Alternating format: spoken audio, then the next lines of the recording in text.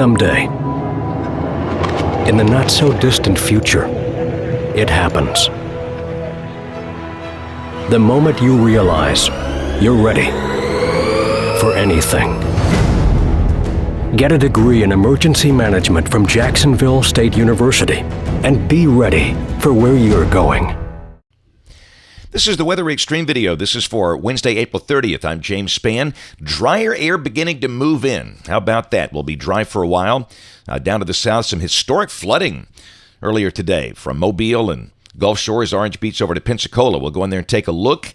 First off at some of the images from that region. Now, these were sent to me during the pre-dawn hours, and there was a home weather station there that measured 2 feet. That's not 2 inches. That's 2 feet of rain in the past 24 hours. That's downtown Pensacola. This was a shot near Cordova Mall in Pensacola. And this was a flash flood emergency for parts of Baldwin County, Alabama, and Escambia County, Florida. That's a look at the rain estimates coming off the Eglin Air Force Base NEXRAD radar. And you can see those really extreme amounts from Orange Beach right into Pensacola overnight.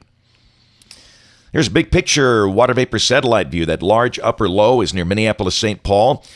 But we'll be getting into a dry slot later today. And the sky becomes partly sunny. That was a radar at 5:05. Most of the rain was south and east of Montgomery. And hey, we're going to be rain-free for a while. On the southeast, you can see how that drier, cooler air is affecting Arkansas. 40s back at Little Rock. 72 at Tallahassee, where it's pouring rain. Flash flood watches for much of the eastern U.S. and those counties in the darker shades on the Gulf Coast. From Mobile over to Dothan, those are flash flood warnings.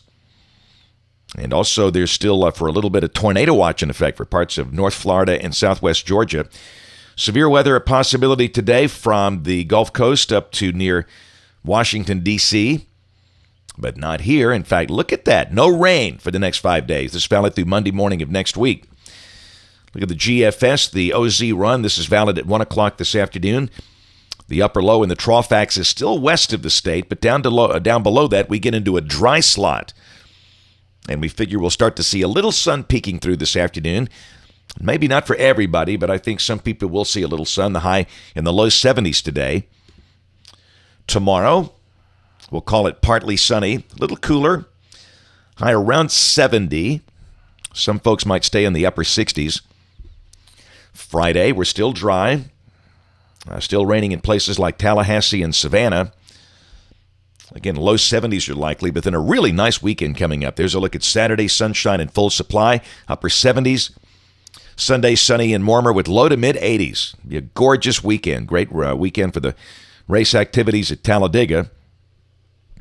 Go to Monday of next week, troughing, developing on the Pacific coast, but ridging over the nation's heartland. That means some nice, tranquil, warm weather. Monday will be sunny and warm. Tuesday, same thing, mid-80s. And a week from today, not a drop of rain. So a nice chance to dry out in coming days. This is May 10th. That could be our next opportunity for wet weather.